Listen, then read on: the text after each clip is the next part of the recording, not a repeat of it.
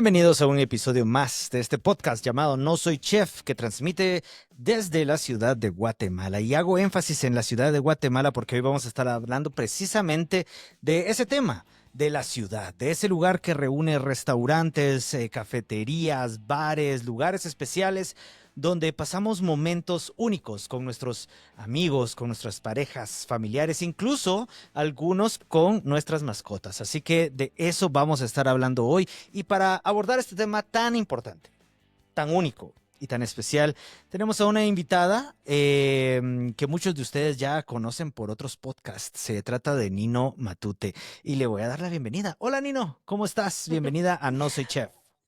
Hola, Cristian, ¿cómo estás? Qué gustazo estar aquí compartiendo este espacio contigo. Y hay algo que me interesa mucho para empezar a conversar contigo, Nino, sobre cualquier otra cosa. Y es que hablemos de tu gusto por Gustavo Cerati, el maestro. No puede ser, porque apelas a mi primer amor, Cristian. ¿Es tu primer amor? Te juro que sí. La verdad, yo no era Ok. así como muy groupie ni seguidora, fanática de alguien, pero resulta que Gustavo Cerati como que marcó, ya van a sacar cuentas, pero marcó mi adolescencia en los Ok. lejanos años 80, que yo vivía en Chile, yo crecí en Chile, de hecho, y era como un despertar que la sociedad en general en el Cono Sur logró a través del rock latino, que fue como un manifiesto, que fue esa expresión de una juventud que venía de mucha represión, tanto en Argentina como en Chile, las dictaduras militares. Y la música, pues es la música y el arte en general, es el mejor espacio para transgredir límites y sobre todo para sentir esa libertad. Y más encima venía empaquetada en ese ser humano precioso que era Gustavo Cerati, que en ese entonces era muy punk, con el pelo Ajá, parado, los ojos delineados, ajá. espectacular. Entonces, de verdad, yo me enamoré de Gustavo, de la música de Soda Stereo y por supuesto seguí su trayectoria ya como cantante independiente y como te digo, bueno, marcó mi juventud y marcó de alguna manera un despertar en el continente latinoamericano que yo celebro mucho y al día de hoy pues despierta el interés de otras generaciones y eso de verdad es mágico. ¿Cómo me gustaba ese peinado? Estaba inspirado en el cantante de The Cure. Si no estoy mal, Sí. ¿cómo se llama? Él se llama, déjame, estoy buscándolo.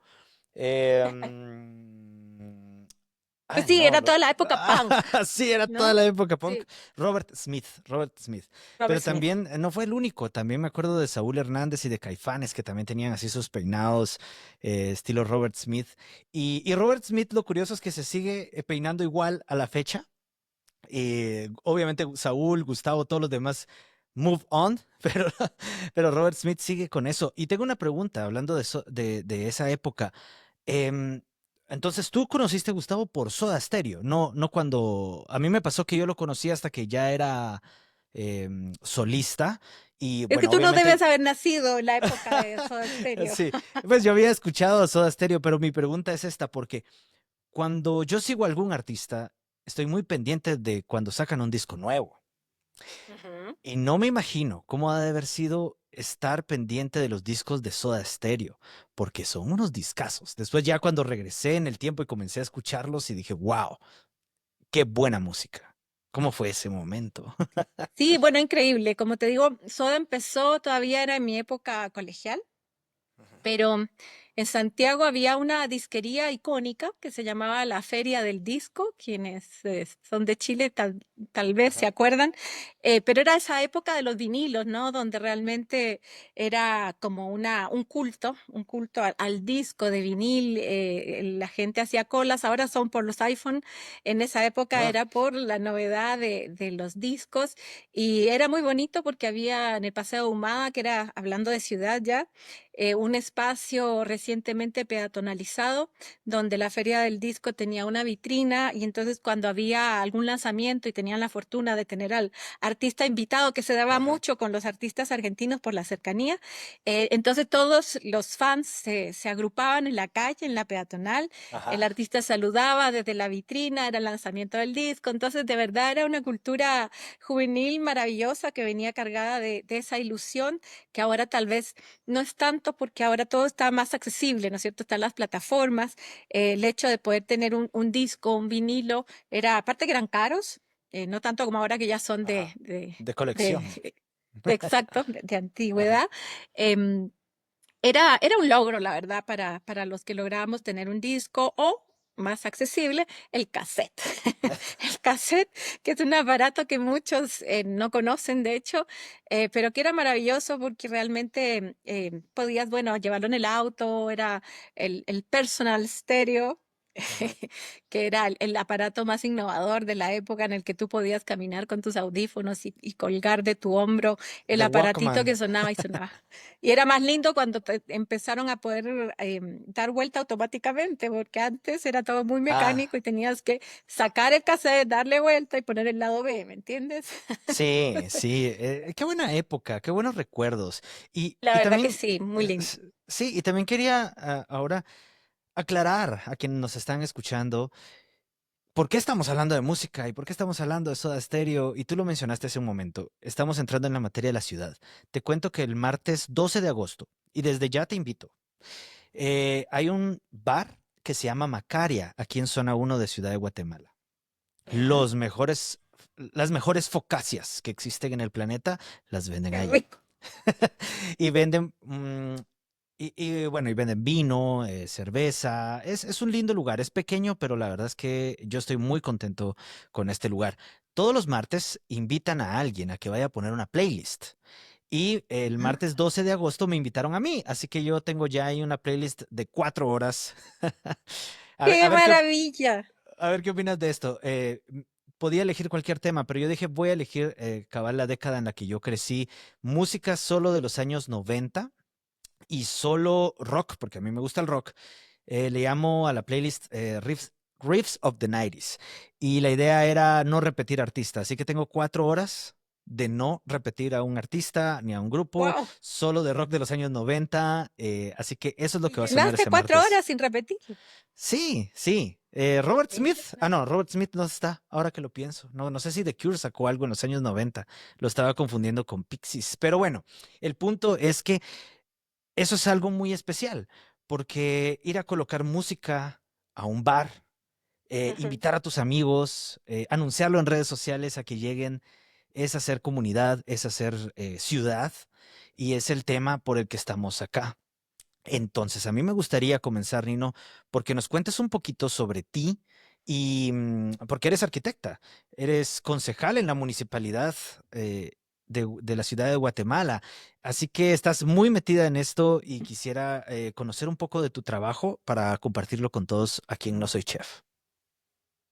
Pues bueno, sí, realmente me encanta primero este espacio porque yo he procurado en años recientes, particularmente desde la pandemia en la que todos nos reinventamos, colocar el tema de ciudad desde diferentes perspectivas, porque justamente la riqueza de agruparnos en una ciudad es la diversidad, ¿no? Entonces, uno viene de la academia o del gremio de la arquitectura y el urbanismo hablando de ciudad entre arquitectos y urbanistas, ¿no? Y realmente la ciudad tiene esa magia y esa capacidad de ser el encuentro multidiverso en cuanto a tipos de personas, de profesiones, de oficios, de razas, de culturas, esa cosa vibrante que son o que deberían ser las ciudades que siempre me apasionó. Yo soy muy de la beta humanista. Mi papá era psicólogo, se dedicó toda la vida a la educación, mi mamá era literata, y todo el tema de la antropología, la sociología y la política estuvo siempre presente en mi familia, y todo tiraba como para que yo me dedicara a algo así. De hecho, quise ser periodista, quise ser psicóloga también, y al final Ajá. en el colegio, en la educación media que le dicen en Chile, en el Liceo Manuel de Salas, que fue donde yo estudié en Santiago, desde primero primaria hasta que me gradué. Tienen la mala costumbre que todavía todos los colegios tienen de querer saber qué quiere ser uno cuando tienes 17, 16 años y todavía estás tratando de entender qué haces tú en la vida. Así que hice los tests y lo que me encantaba a mí, mira cómo fue que yo me Ajá. acerqué a la arquitectura. Lo que me encantaba a mí era entrar a una librería y sentir el olor a la mina de un lápiz, el olor a los Mm. marcadores, al papel. Esa cercanía con los materiales que se usaban tanto en una carrera como la arquitectura fueron los que me hicieron truquear mis tests vocacionales, porque posiblemente, no lo sé, al final tal vez sí, y terminé eligiendo Literal, primero, porque se llenaban con lápiz, ¿no? sí, Ajá. exactamente. Terminé eligiendo primero, nos separaban en los 2 últimos años del colegio en matemático, biólogo y humanista. Yo elegí el humanista porque te digo, tenía esa impronta familiar y al final todos los tests me salían que yo necesitaba algo más creativo, más de Mm. diseño y realmente la pasión por las cosas bellas siempre estuvo presente en mí y me pareció más fantástico todavía cuando en la arquitectura no, el objeto no es solamente bello, que además puede ser subjetivo, sino que además tiene que cumplir una función. Y ese es el gran reto de la arquitectura, que funcione para ser habitable, para ser el hábitat del ser humano y que además sea bello, ¿no? Porque la belleza también es muy importante para el bienestar del ser humano. Entonces terminé entrando a la carrera de arquitectura en una carrera que para mí fue sumamente retadora, porque tenía muchas disciplinas, entre ellas el tema matemático, las estructuras, el cálculo, toda esa parte que evidentemente no la tenía yo en mi perspectiva de carrera, pero a la vez ese contacto directo con lo que podía ser la parte más creativa de la persona. Así que estudié arquitectura en la Universidad de Chile. Yo me fui muy chiquitita de Guatemala, tenía 6 años, 7 años, y llegué, por eso pude llegar a hacer todo el colegio, porque llegué Ajá. justo en la edad de entrar al colegio y después estudiar arquitectura en la Facultad de Arquitectura y Urbanismo. Hago énfasis en urbanismo porque eso fue lo que me hizo cambiar el rumbo, o más bien completar el rumbo de por qué yo había elegido esta carrera. Y cuando regresé a Guatemala, que nunca me desvinculé del país, realmente veníamos cada 2 años con mi familia y mis papás eran así como muy centrados en que no perdiéramos la pertenencia, en tratar de entender un país súper conflictivo en esos años con una guerra tremenda, con mucha violencia. Y entonces nuestros viajes no eran turísticos, sino que eran más bien como de análisis, reflexión sociológica, política, antropológica, y siempre sentí que yo era más necesaria en mi país de origen, donde nací, no viví, pero sí nací, Ajá. Guatemala, que en Sí. Chile, que aún con todos los conflictos que nos unen en la historia, Mm. era un país que llevaba muchas ventajas, sobre todo en cuanto a la inversión de la educación generalizada, que nos hacía una diferencia radical. Entonces, volví a Guatemala y al volver a Guatemala fui la primera de mi familia nuclear que se vino, que decidió yo soy de allá, yo voy para allá. Sí. Prácticamente repetí la carrera en la Universidad Rafael Landívar, lo que me sirvió muchísimo para integrarme a una sociedad que si bien me sentía propia, no había crecido, no la entendía y eso fue fantástico. Y terminé al final, y por eso hacía énfasis en el urbanismo, teniendo la oportunidad maravillosa de por más de 12 años liderar o dirigir una fundación, una organización de la sociedad civil que se llamó Fundación Crecer,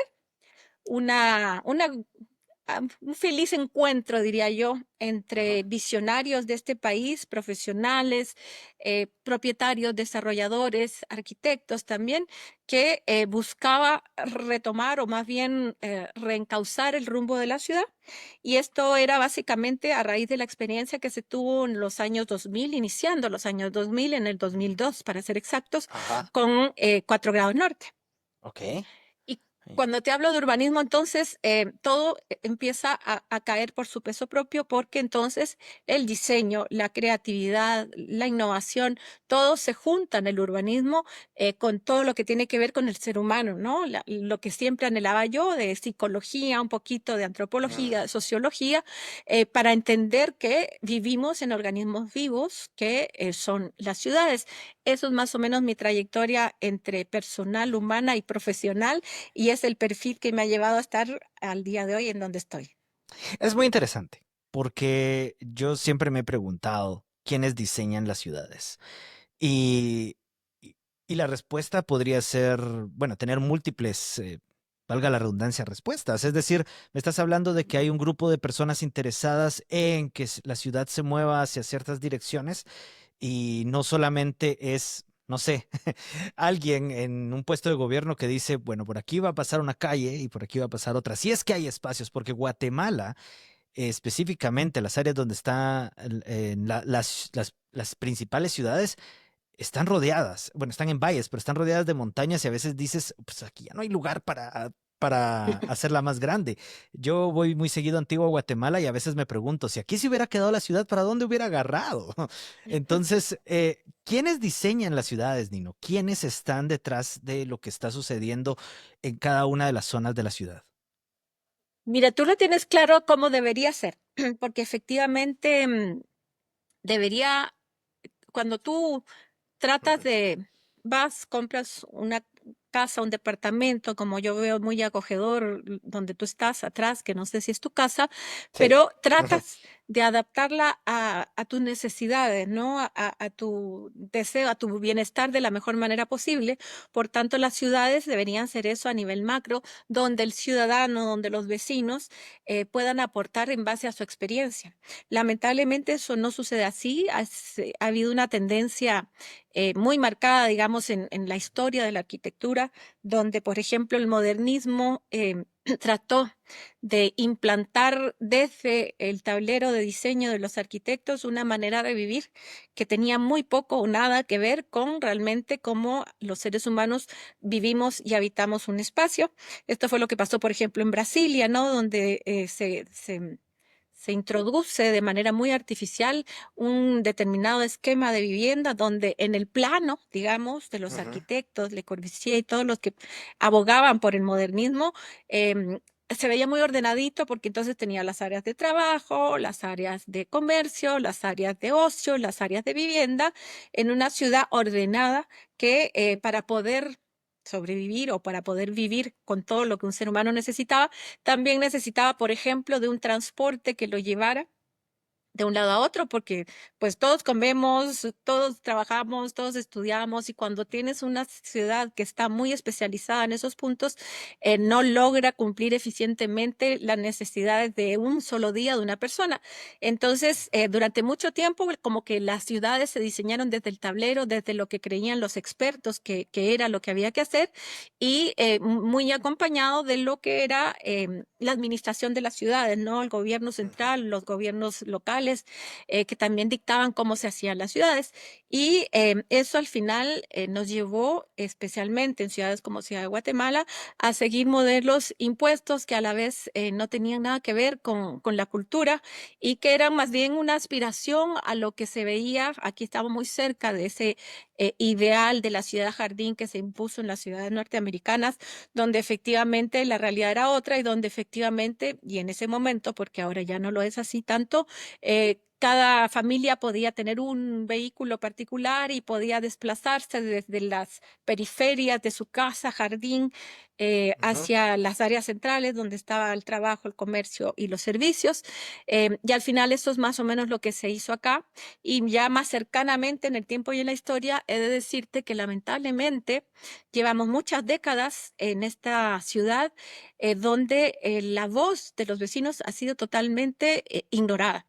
Y en temas muy básicos como las necesidades de servicios como el agua, el transporte, la salud, la educación, pero también en temas que es la experiencia ya directa que yo tengo desde la Fundación Crecer en Zona 4, donde intentamos generar una propuesta colectiva que fue muy interesante porque, digamos, en su primera etapa logró de una manera fuera de lo común coincidir con la voluntad política de un alcalde que en ese tiempo era Berger, que facilitó, no es que a él se le haya ocurrido, pero le pareció interesante, entonces facilitó la posibilidad de peatonalizar 2 cuadras de un barrio. De la zona Y 4 específicamente, 4 grados norte, estamos hablando ahora.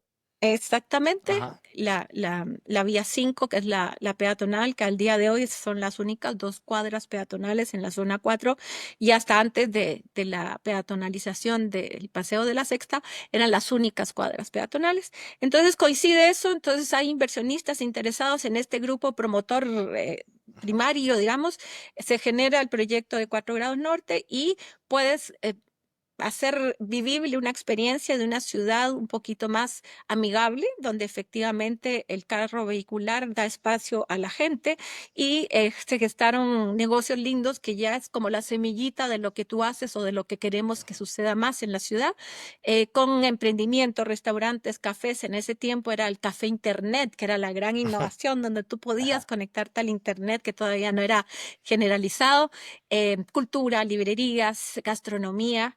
Y fue ese proyecto que marcó un antes y un después con esta visión compartida. Después Ajá. hubo un declive, que es lo que pasa en las ciudades cuando no se hace con la visión de sostenibilidad a largo plazo, y el proyecto fracasó, no duró más allá de 3 o 4 años de manera exitosa, y después su mismo éxito lo encerró y lo sepultó en un entorno no deseado porque llegaba mucha gente y hubo negocios alrededor que ya se dedicaron al desorden, la venta de licor y de droga, que llegó al fracaso ese proyecto original, que era de convivencia ciudadana, básicamente. Nino, perdón que te interrumpa, pero para aquellos que no son de Guatemala y nos escuchan, quisiera poner un poco en contexto cómo funciona la ciudad, porque yo recuerdo que cuando yo era niño y mi familia decidía que el domingo íbamos a ir a almorzar a algún lugar, habían zonas muy específicas a donde ir. En aquel entonces eran zona 9, zona 10, que actualmente siguen Ujú. siendo zonas de mucha plusvalía, especialmente zona 10, pero era, digamos, la concentración de restaurantes era en esas zonas. Y luego apareció, como dices, en la zona 4 de la ciudad, 4 grados norte, que en su momento tenía otras propuestas. Yo recuerdo uno de mis restaurantes favoritos ahí, que no era para ir con familia, para mí era ir con pareja.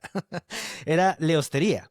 Eh, y era muy bonito porque el edificio era, pues, digamos, antiguo y estaba lleno de plantas y pues había hasta un balconcito, era como una casa vieja y le habían hecho un restaurante, o sea, no era lo que uno conocía y era muy bonito. Luego pasó lo que tú dices, la decadencia. Se vino para abajo y simple y sencillamente todos estos lugares desaparecieron. Sin embargo, en la actualidad, por lo menos 4 grados norte, porque así se le sigue llamando a este sector, a esta Ujú. área, alberga algunas de las propuestas gastronómicas más innovadoras y que muchos han pasado por este podcast ya. Estoy hablando de Mercado 24, que está entre los mejores 50 restaurantes de América Latina según The 50 Best Restaurants. Estoy hablando también de La Peró, de La Clac, eh, y así de muchos lugares que actualmente pues están en ese sector y simple y sencillamente no están en otro. O sea, es muy difícil que se repliquen, se repitan. Ujú. Entonces, mi pregunta ahora es, si hubiera sido exitoso el plan inicial, ¿en qué hubiera cambiado? Porque todos estos restaurantes siguen concentrándose en esas 2 cuadras. Y punto. ¿Qué hubiera pasado? ¿Cómo hubiera cambiado la ciudad si hubieran seguido con el plan?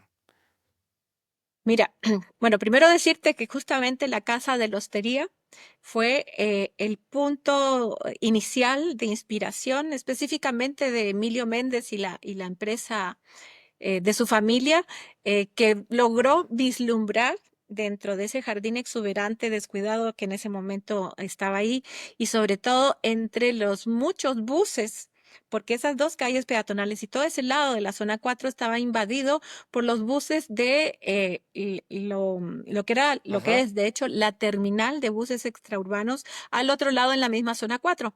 Entonces, era difícil tener esa visión que se tuvo de entender el potencial que tenían esas calles, que eran giradas en 45 grados, lo cual le da una identidad diferente, y que podía transformarse en ese minuto, era de verdad un baño público invadido por esos grandes buses destartalados y casas abandonadas, pero sobre todo bodegas abandonadas.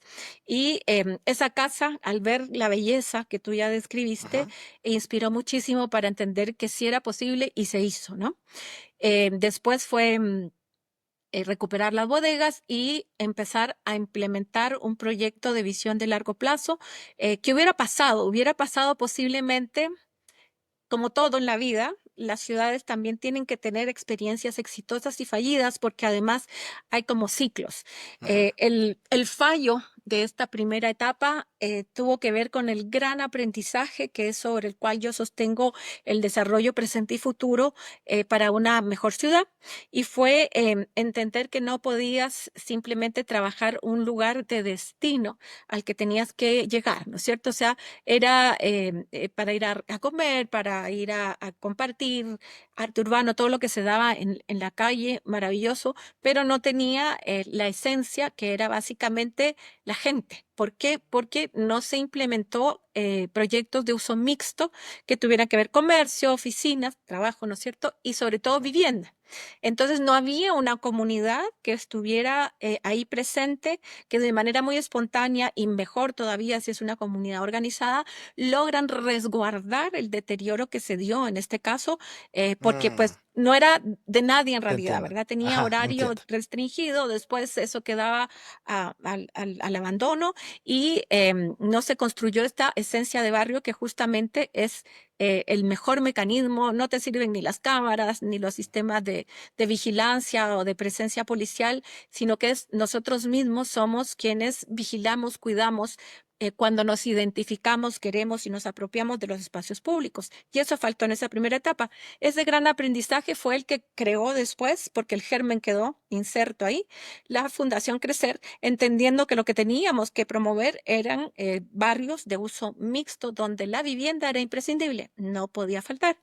Y eso fue lo que se hizo durante esa un poco más de década que trabajamos en la Fundación Crecer, en que tratamos de que fuera aceptada nuestra propuesta desde la sociedad civil a la municipalidad. Nos costó mucho la municipalidad, esta municipalidad que lleva 40 años en la misma administración con el mismo equipo de personas, antes el alcalde Arzú, hoy el alcalde Quiñones, sencillamente se cierra y si las propuestas no vienen de sus planes inexistentes, porque de hecho no Ujú, ujú. planifican, pero si no viene desde adentro de sus equipos, simplemente se anulan. Es lo que pasa en cada barrio donde los vecinos quieren expresar sus ideas o exponer sus propuestas, las alcaldías auxiliares no existen, eso mismo vivimos nosotros. Sin embargo, hubo una presión grande porque era un colectivo interesante donde estaban, como te decía, inversionistas, desarrolladores, propietarios y gente muy con mucha visión. Entonces logramos instaurar una mesa de trabajo junto con la municipalidad donde se gestó, y esto es clave, Cristian, el Ujú. único plan local de ordenamiento territorial. Este es un reglamento menor que está constituido dentro del Plan de Ordenamiento Territorial, el POT, que en Guatemala es muy reciente, se aprobó recién en el año 2009, que es el plan regulador que te dice qué va y dónde, ¿no? Y te Ujú. incentiva. Y realmente para incentivar existen los planes locales que recogen esta cosa linda que tienen los barrios por su historia y trayectoria, que es el ADN que logra de alguna manera, desde que se fundan esas áreas, mantenerse. El caso de Zona 4 es así desde finales del siglo XIX, cuando se funda, se expropia la finca El Recreo, y el presidente Reina Barrios quiere instaurar en esa nueva zona de la ciudad que responde a la expansión del centro histórico original, lo mejor que Guatemala como país y como ciudad puede exponer, y se llamó el Cantón de la Exposición. Él venía muy inspirado del centenario de la Revolución Francesa en París, vio las calles giradas de París y dijo, yo quiero hacer esto en Guatemala, y se hizo de una manera muy tropicalizada, digamos, porque efectivamente Sí. los ejes, el ancho de las calles es chiquitito, pero se gira el plano, se instala el pabellón que representó a Guatemala en la Exposición Universal, y desde ahí quedó esa impronta de ser un lugar inspirador, innovador, donde se pueda generar esa creatividad que da el alma a los espacios. Luego se retoma en los años 2000 y luego finalmente ya con este trabajo y la presencia interesante de lo que era en la municipalidad, eso es clave también, el taller del espacio público urbanística que acababa de ser fundado en ese momento principalmente por Álvaro Vélez, que trabajaba, era también miembro de la Fundación Crecer, y eso efectivamente nos posibilitó un trabajo más cercano con la municipalidad.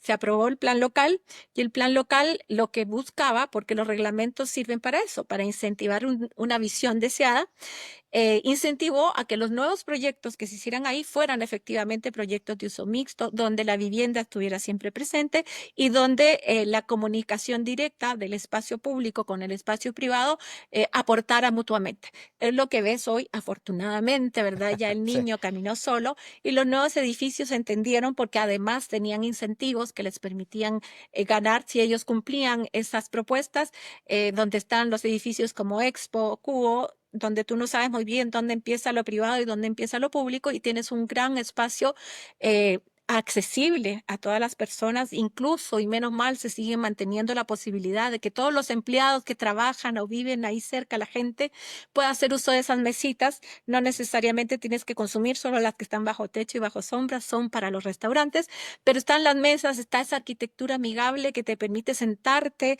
en los arriates donde hay plantas, donde hay un árbol maravilloso que yo voy a celebrar mil veces porque hubo un gran esfuerzo y una inversión enorme Sí, para es un conservar árbol ese árbol. gigante que tiene unas sillas alrededor, ¿verdad? Exactamente, Ajá. exactamente.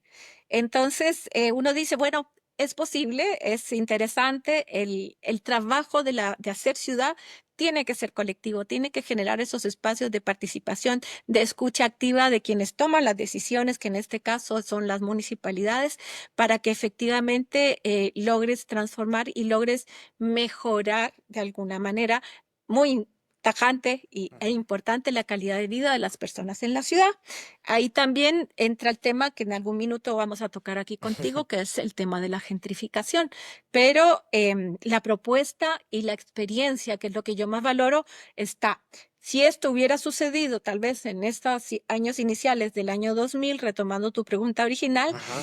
posiblemente, y era lo que nosotros queríamos lograr en la fundación, este proyecto modelo podría haberse replicado en otras zonas de la ciudad que tienen un potencial igual de importante, tal vez con otra naturaleza, pero que existe esa posibilidad para poder ir haciendo esto, lo que algunos expertos llaman acupuntura urbana, donde vas Hmm. tejiendo una red de espacios diferentes, creativos, amigables, donde vas generando esta red que al final termina transformando una ciudad que es hostil, peligrosa, agresiva, en ese espacio que lo vemos en chiquitito en 4 grados norte, en la zona 4, que podría constituirse en una red de más espacios similares.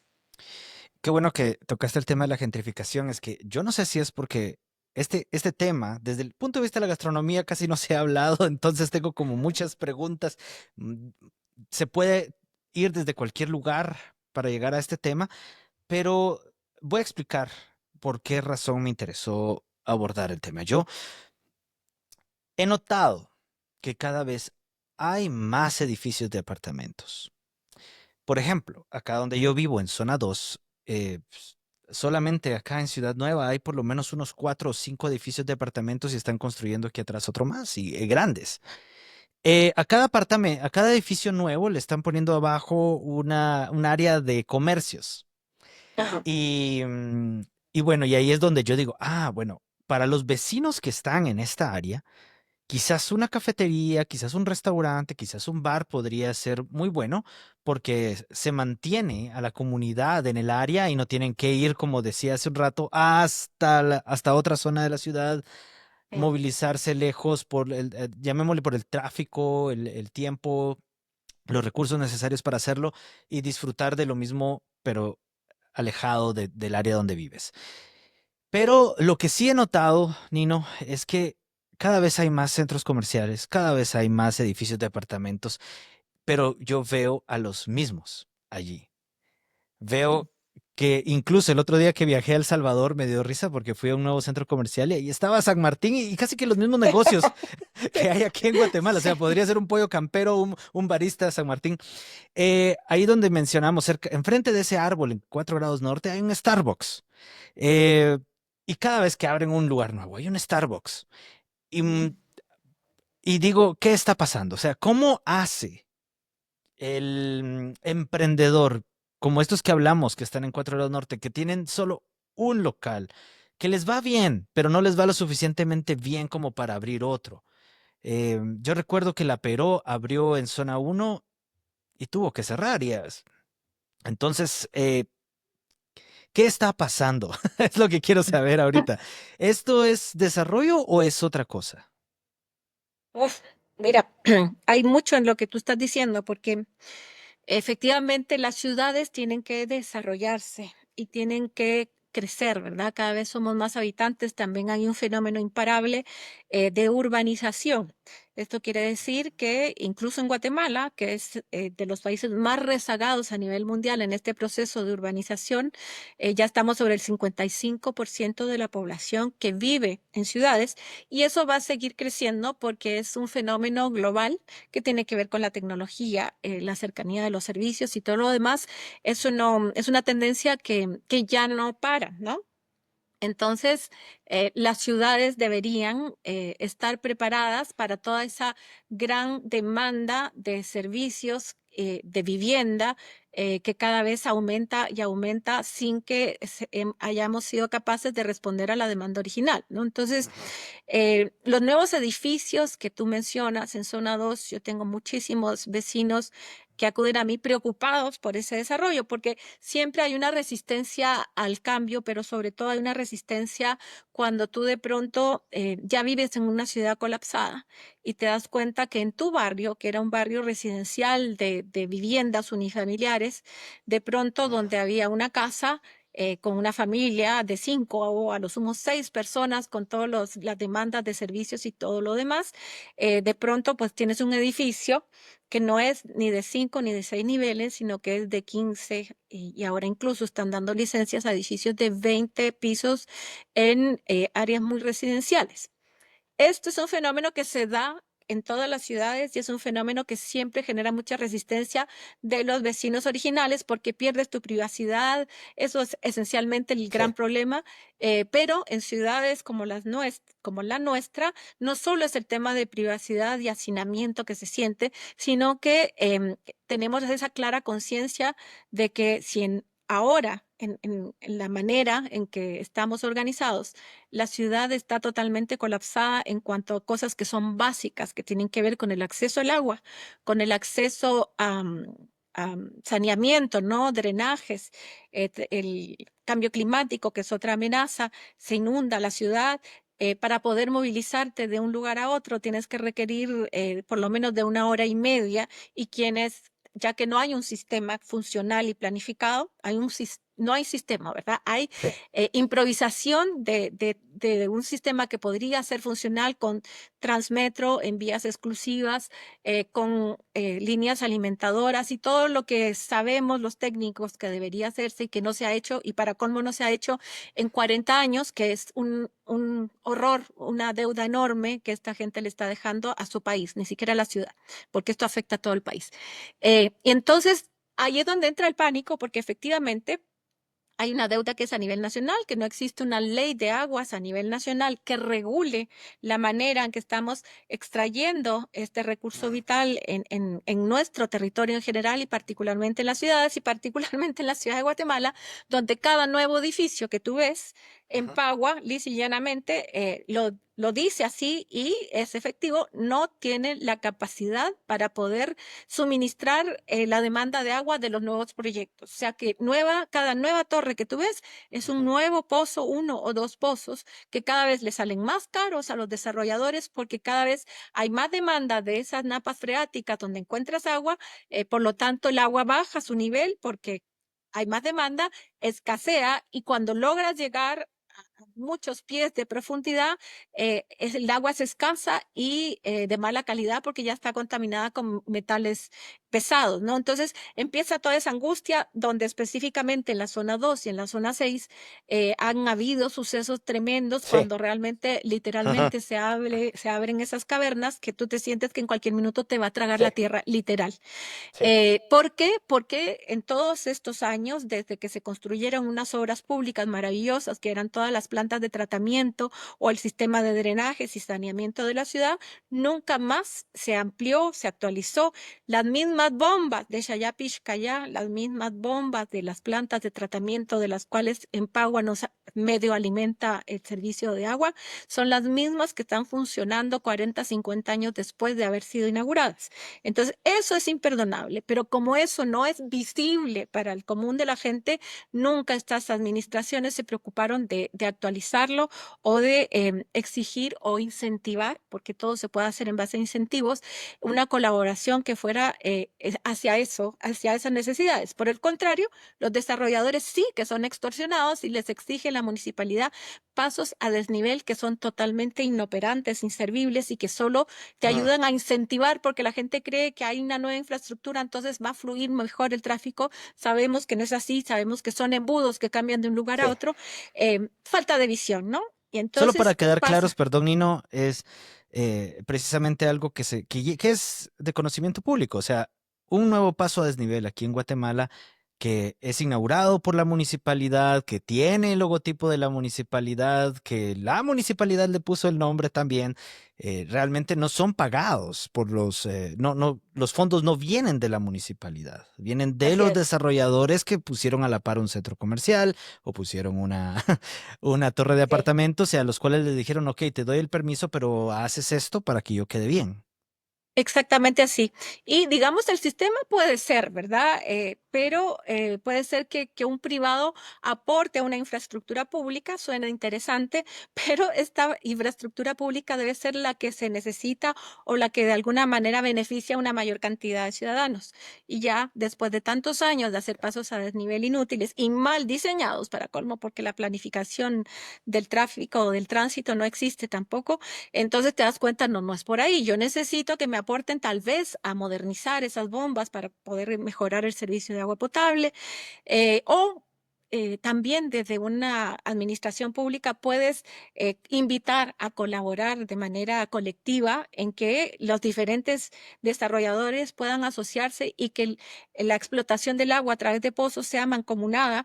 Esto que además les ahorraría en costos, porque sería un costo compartido, también lo haría de una manera más controlada, de tal suerte que no explotemos a su máximo límite las reservas de agua subterránea, porque además Ajá. dejamos que los ríos superficiales se contaminaran en un 99%, ¿verdad? Entonces, esa falta de visión es la que yo no perdono y es a lo que estoy tratando con todos mis esfuerzos y pasión de hacer ver y de cambiar. Es Y difícil en las ojo, y circunstancias. ojo que el agua también es sumamente importante en los negocios de gastronomía que estamos hablando. Con eso lavas tus verduras, tus manos, Todo, le da todo. Entonces es sumamente todo. importante.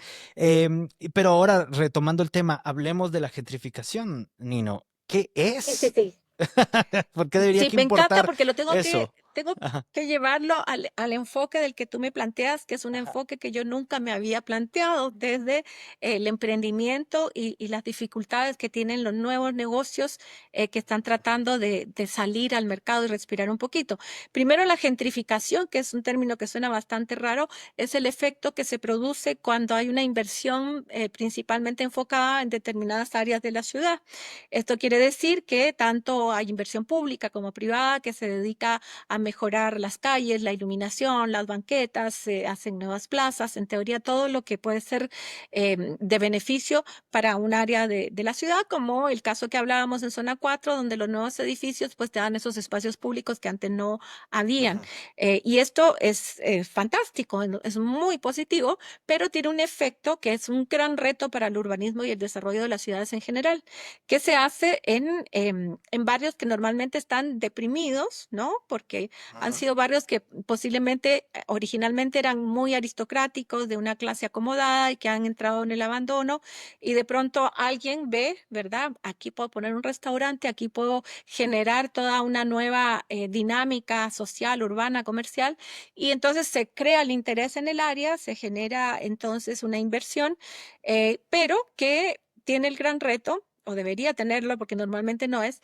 esta inversión provoca que, por ejemplo, los alquileres de un ajá, espacios muy reducidos se suben al cielo y provocas de esa manera forzada que quienes vivían en esa zona ya no puedan pagar lo que otros están dispuestos a pagar por ese espacio, que normalmente es un tema que ojalá y no sea una moda, pero a veces es solamente una moda, entonces los artistas o la gente cool que tiene la plata ajá. va y lo paga y el otro vecino original ya no lo puede pagar.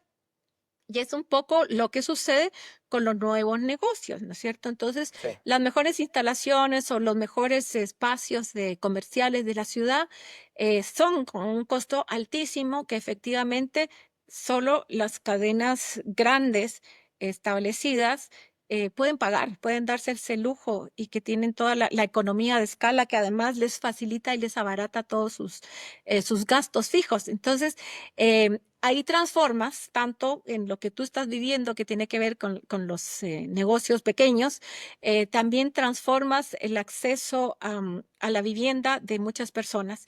Y esto termina afectando a todo el mundo porque hay un tema que es no negociable, que tiene que ver o se llama el derecho a la ciudad. En teoría, todos deberíamos tener ese derecho a una ciudad cuidadora, amigable, eficiente, ¿no?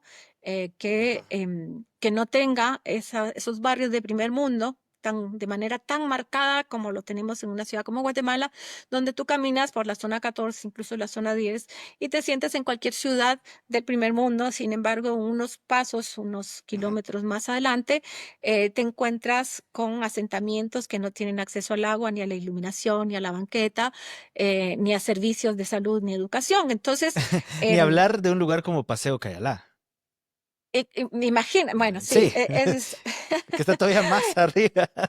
ese es Ajá. otro Sí. temazo que tiene el ingrediente por lo cual a mí me hace no quererlo nada, que depredó una de los ecosistemas más valiosos justamente para poder captar el agua de lluvias, tener oxígeno y todo lo demás, que eran estos bosques que existían donde ahora está esas masivas tortas de cemento que además están mal diseñadas, que eso ya es un detalle increíble, donde tú tienes todo en un estilo híbrido que no funciona, que es el elemento esencial de la arquitectura, porque tienes corredores que tienen techos tan altos que no te cubren ni del sol, o sea, no te dan sombra, ni de la lluvia, porque es una cosa monumental que lo que quiere expresar posiblemente sea esa opulencia que efectivamente transmite Cayalá. Sí. Em, y en fin, ahí hay un montón de detalles que podríamos hacer un podcast entero. Solo de eso. Los errores de diseño de Cayalá y de Ajá. lo terrible que estamos pagando todos, porque hay un tema que es difícil de manejar también, que tiene que ver con el derecho a la propiedad privada. Y cuando yo alzo la voz por tratar de defender un bosque centenario que estaba en el corazón de zona 10 y zona 14, pues me reprimen de una manera incluso muy agresiva diciendo que esas tierras tienen un dueño y el dueño tiene derecho a hacer lo que le da la gana porque es su propiedad privada. Y es cierto, pero es que tenemos que cambiar esa mentalidad porque al final, y es lo que yo les digo a mis colegas desarrolladores, que el negocio, la idea es que sea sostenible, sustentable, y que si ellos quieren, como ahora los jóvenes que están a cargo de esas empresas heredaron el negocio de sus padres, ellos querrán heredarlo a sus hijos y a sus nietos. Pero si no hay agua, si no hay oxígeno para respirar en una ciudad, pues ni siquiera ese negocio va a ser sostenible, ¿no es cierto? Entonces es una falta, un egoísmo muy grande y una falta de visión de largo plazo que nos hace que efectivamente vengan los desarrolladores, construyan, venden y se van. No importa si el pozo se seca, no importa si realmente afectaron en una cantidad inconmensurable el tráfico vehicular de un barrio que antes era residencial. Y yo digo, como te dije, la ciudad se tiene que desarrollar y tiene que dar cabida a nuevos espacios para habitar. Mejor si incluso es este uso mixto que tú dices para que efectivamente tengamos distritos donde la gente no tenga la necesidad de desplazarse, sino que pueda encontrar el mercadito, la farmacia, Ah. el negocio cerca de su casa y eso te alivia, pero que no sea de esa manera depredadora, en que no solo se depredan los bosques, sino que también se depreda la calidad de vida de las personas y las dejas abandonadas, que eso es lo que sucede cuando el Estado en general está ausente y en particular el poder local, que son las municipalidades, que deberían estar atentos para prevenir y que ese desarrollo se logre dar, pero que sea en equilibrio, tanto del ecosistema natural que nos hace vivir como ciudad, como del bienestar de las personas, porque si no, vivir en esta ciudad o en ciudades deja de tener lógica y empiezas en vez de vivirla a padecerla, ¿no? Y en vez de vivir un poquito cada día, empiezas a morir un poquito cada día, cada vez que te toca estar trabada en el paso a desnivel y desde una perspectiva muy cómoda, te lo digo, en el paso a desnivel del campo de Marte, por ejemplo, pero imagínate la mamá Ah, que sí, sí. trabaja, que tiene niños pequeños y que va en un transporte público y que tiene que gastar un montón de plata porque usa taxi pirata, mototaxi pirata también, porque no, no existe un sistema que le acomode. Lo mismo pasa, y entrando a tu tema, Sí, cuando estos grandes negocios abarcan y arrasan a todo el mercado, ¿verdad? Entonces, no hay espacio para quien quiere emprender de una manera, pues, inicial, ¿verdad? Tal vez después tú crezcas y después realmente el negocio pueda tener otras sucursales. Al final también yo creo, y es un tema de diferenciarse. Yo creo que la cocina de autor, esta creatividad que puedes encontrar en las propuestas gastronómicas que se acomodan muy bien al barrio de zona 4 o de los nuevos pequeños lugares que se van dando en zona 1, por ejemplo, tienen ese diferencial y posiblemente ese sea su modelo de negocio, que sí, no va a ser nunca una cadena, y eso afortunadamente te permite como ciudadano, como consumidor, tener ese privilegio de tener esa experiencia, pero lo hace caro, ¿no es cierto? sí, Que sí. es caro para el que produce y es caro para el que consume, y entonces lo vuelve elitista, y es este círculo vicioso bien difícil de vencer, como los desarrollos que no toman en cuenta para la gentrificación en temas de vivienda, por ejemplo, que podrían proponer, pero que en realidad quien debe proponer es el municipio, mecanismos para que estos nuevos desarrollos no sean exclusivos, o sea, solamente para quien puede pagarlos, sino que se pueda incentivar que existan propuestas para los mismos vecinos que vivían originalmente en la zona, o para otros vecinos que quisieran estar en esas áreas centrales, que no necesariamente tienen que tener una vivienda de lujo, pero que sí tienen el derecho a poder estar en esa área central, que tiene los servicios y que tiene el acceso al transporte público. Hay, y de hecho en varios cursos que yo he hecho se han comentado mecanismos en que cuando haces un desarrollo en un sitio puntual de un barrio, de un área de la ciudad, Ajá. eh, subes al barco de inversionistas a los propietarios originales. Entonces, no simplemente Mm, vas y le compras al precio que te dé la gana su propiedad, sino que le propones que pueda recibir una parte de plata y pueda tener acceso a uno de los departamentos que vas a construir. Entonces, la gente original se sigue manteniendo, ¿verdad? Este es un ejemplo, pero hay otras ujú. maneras de incentivar, como obligar también a que los nuevos desarrollos tengan esas ofertas accesibles y otras ofertas que de alguna manera subsidien a las ofertas de menor precio. Entonces, sí existen las posibilidades y sí debería poder implementarse en una ciudad que tiene una visión de bienestar para la gente. Nino, en el año 2010, la gastronomía mexicana fue declarada Patrimonio Cultural Inmaterial de la Humanidad por parte de la UNESCO. Y México me hace pensar mucho en el tipo de ciudad que me gustaría, en la que me gustaría vivir yo, como una persona que le gusta mucho comer. Porque yo voy a México y no importa si es en la esquina de un parque o en el restaurante más fino, como delicioso siempre. Y hay muchas, aunque allá también existe gentrificación. De hecho, por eso fue que comencé a hablar contigo sobre el tema, porque Las vi un video, protestas. a las protestas, vi un video sobre eso, pero aún así hay muchas posibilidades de disfrutar de la gastronomía. Acá en Guatemala también tenemos una gran y enorme diversidad gastronómica que vale la pena muchísimo eh, tenerla más allá de un mercado central, ¿verdad? Por ejemplo, em, ¿cómo se puede? ¿Hay políticas que se estén desarrollando o que deberían que desarrollarse para permitir que el comal no esté únicamente rezagado, sino que pueda ser parte de, del centro de algún barrio, por ejemplo? Definitivamente, Cristian, y yo apelo ahí a la falta de visión. Suponte, yo estoy encantada con muchas de las iniciativas que se han emprendido en este gobierno, particularmente hablando Ujú. de cómo Harris Whitbeck está manejando el tema del turismo en el Inguat. Sin embargo, hay un punto que él me lo contaba con mucho entusiasmo, que era una idea re loca, pero que además el alcalde Quiñones inmediatamente la celebró también, porque era como de alguna manera darle soporte a su idea necia Ujú. idea de hacer un teleférico en un eje plano Mm. de la Roosevelt, ¿verdad?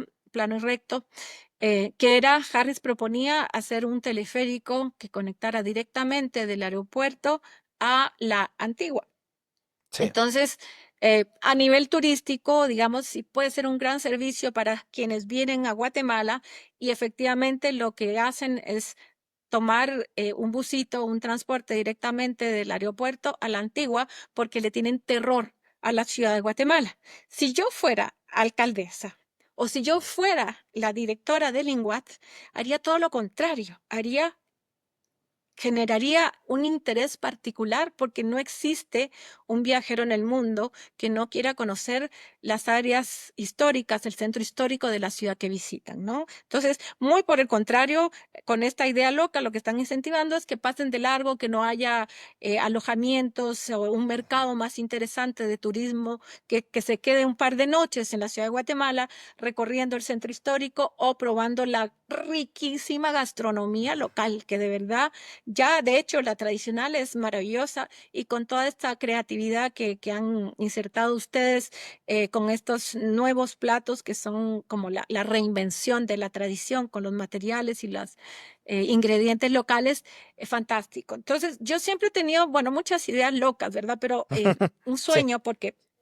efectivamente, por ejemplo, si tú ves una de las áreas más depredadas, urbana y socialmente hablando de la ciudad de Guatemala, está justo al otro lado de 4 grados norte y es el mercado de la terminal.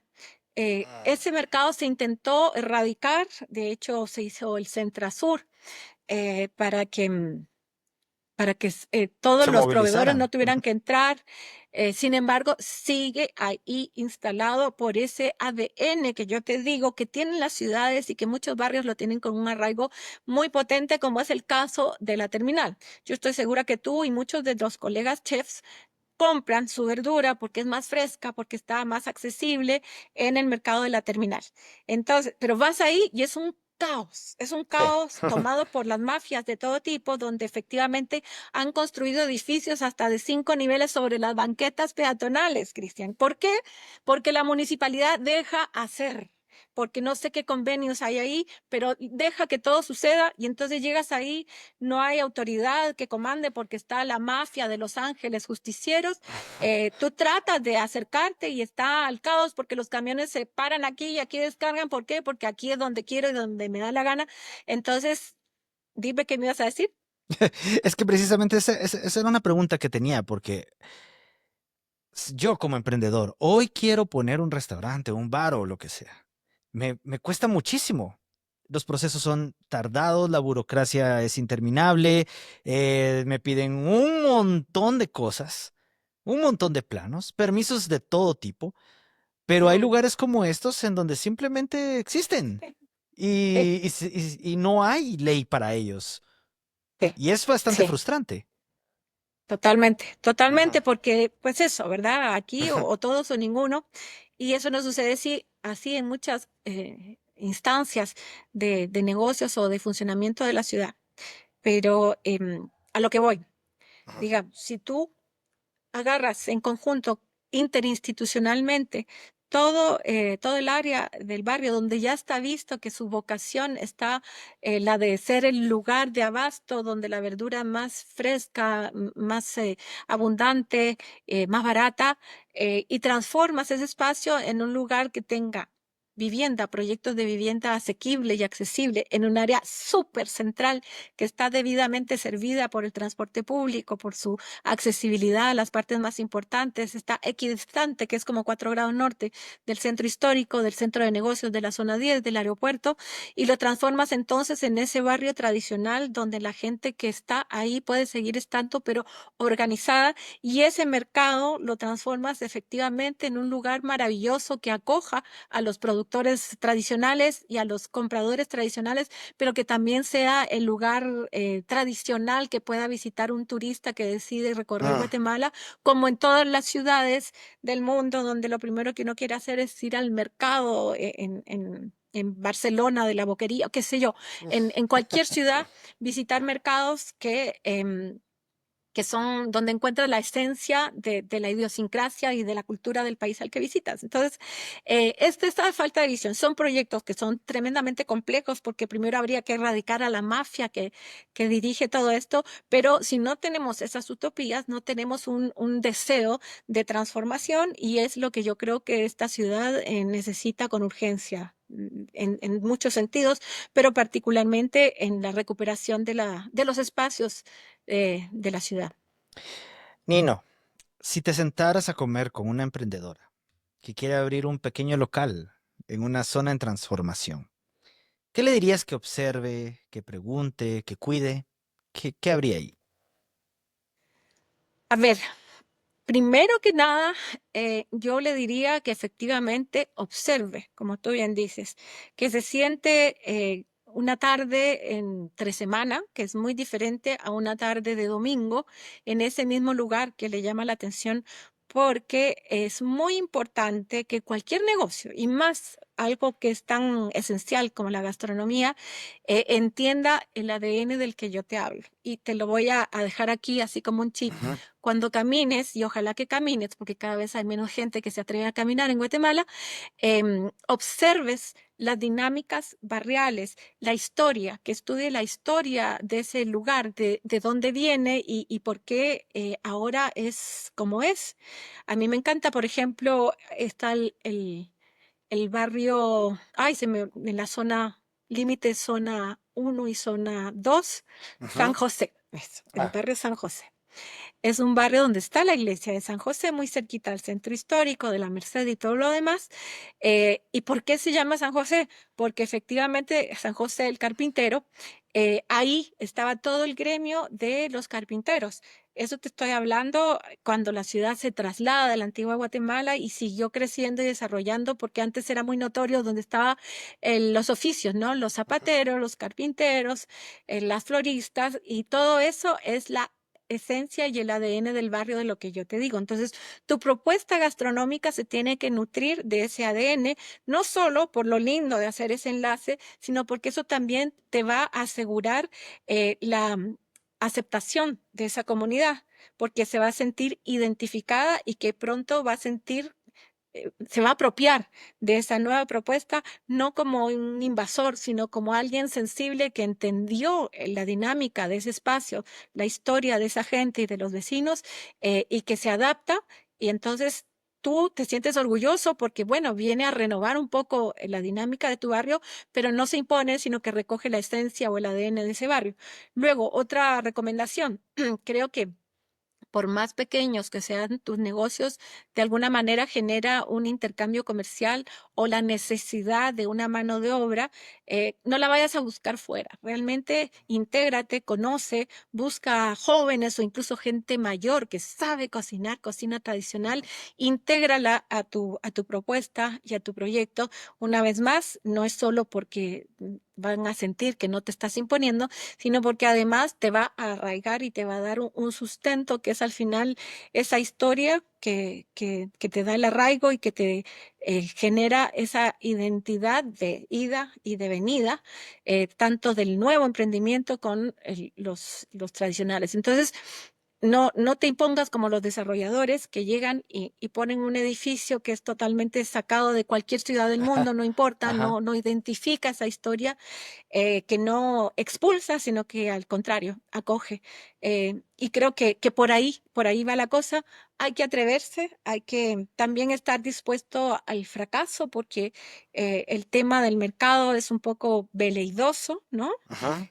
Pero creo que con esta sensibilidad social, te puedes ir abriendo camino y puedes ir construyendo o reconstruyendo, que es lo que más necesitamos, una comunidad de seres humanos que al final es lo que necesitamos, no solo lo que deseamos, sino lo que necesitamos.